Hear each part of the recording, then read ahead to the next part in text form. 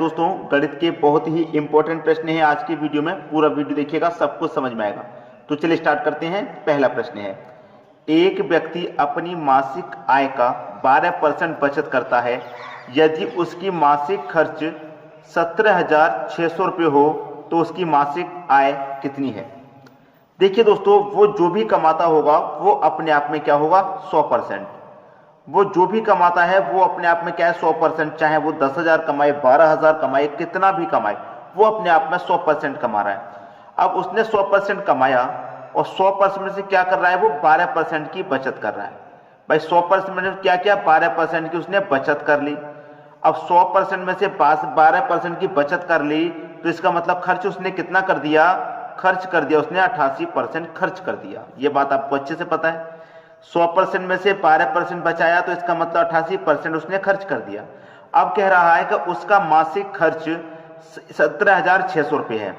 प्रतिशत में खर्च 88% है और रुपए में खर्च 17,600 है। तो 17,600 क्या है इसका, रुपए में खर्च, और परसेंट में खर्च 88%। तो ये क्या है, बराबर हो गया। पूछ रहा है उसकी मासिक आय कितनी है। मासिक आय का मतलब महीने की आय पूछ रहा है, उसकी कितनी है। आसानी से बता देंगे आप।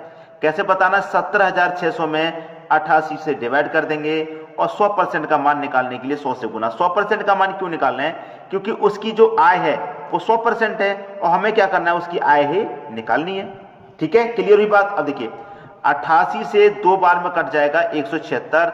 88 दूने का 176 होता है और 2 जीरो है तो यहाँ पर 2 जीरो आ जाएंगे। 2 कमल पे 1 से हो जाएगा तो 2 ही रहेगा। 1 जीरो, 2 जीरो, 3 जीरो, 4 जीरो, कितना आगे भैया, 4 जीरो। 4 जीरो का मतलब 20,000। ये क्या हो गया, आपके इस प्रश्न का बिल्कुल सही आंसर हो गया 20,000। बी ऑप्शन बिल्कुल सही। बात क्लियर हुई। उम्मीद करूंगा कि सभी को प्रश्न अच्छे समझ में आ गया। 88% उसका परसेंट में खर्च है और रुपए में खर्च 17,600 है। तो ये दोनों आपस में बराबर हो जाएगा।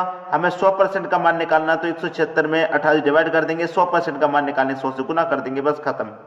प्रश्न सभी को अच्छे से समझ में आ गया होगा। अब देखेंगे अगला प्रश्न। अगला प्रश्न है, एक मेज के अंकित मूल्य में 8% कटौती करने पर इसका मूल्य 4600 रुपये है। तो मेज का अंकित मूल्य क्या है, अंकित मूल्य। भाई जो भी मूल्य होगा उसका अपने आप में 100% होगा, ये बात आप अच्छे से जानते हैं। 100% होगा। 100% में क्या किया उसने, 8% की कटौती कर दी। कितनी कटौती कर दी भाई, 8% की कटौती। कटौती का मतलब क्या होता है, कमी होता है, कमी। 8% की उसने कमी कर दी। अब 100% में से 8% कम कर दिए तो इसका मतलब बचे कितने भाई, 92%, 92% बचा। यहां पर कितना बचा भाई, 92% बचा। और यहां पर इसका मूल्य कितना बचा, 4600 रुपये बचा। तो 92% बराबर कितने के हो जाएगा भैया, 4600 के हो जाएगा कि नहीं हो जाएगा भाई। यहां पर 8% की जब कमी कर दी तो 92% बचा और रुपए में इसका मूल्य 4600 बचा। तो 92% बराबर 4600। आपसे पूछ रहा है कि अंकित मूल्य, अंकित मूल्य मतलब 100% का मान। तो क्या करेंगे, 4600 में 92 से डिवाइड कर देंगे। 100% का मान निकालने के लिए 100 से गुना कर देंगे, आंसर आ जाएगा। 46 से कम 46 कटेगा, 46 दूने का 92 और ये 2 जीरो है तो इसका मतलब 100 बार में कटा। ठीक है, 2 से 100 कटेगा 50 बार में और 50 कमल पे 100 से कर दो। 5 का गुना 1 से करूंगा, 5 रहेगा। 1 जीरो, 2 जीरो, 3 जीरो लग जाएंगे। गुना जब करते हैं तो उसमें जितने भी जीरो आते हैं सब ऐड हो जाते हैं, सब प्लस कर दिए जाते हैं जितने भी जीरो होते हैं गुना में। ठीक है, तो 5000। तो अंकित मूल्य क्या है इस प्रश्न का, 5000 है और 5000 पहले ही ऑप्शन में आपको दिया गया है। ये आपके प्रश्न का बिल्कुल सही जवाब है। बात क्लियर है, सभी को समझ में आ गई। अब देखेंगे अगला प्रश्न।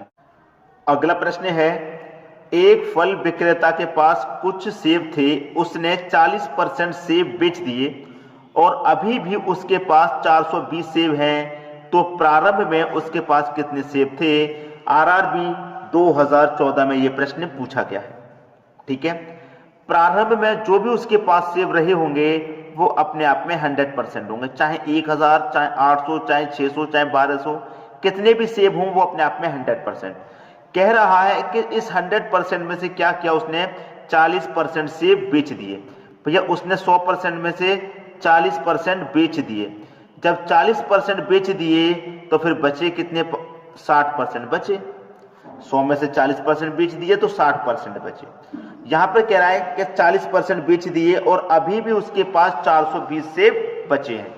भाई 40% बेच दिए तो बचे कितने हैं प्रतिशत में 60%, और यहां पर कितने बचे हैं 420 बचे हैं, कितने 420, तो 60% बराबर 420 हो जाएगा।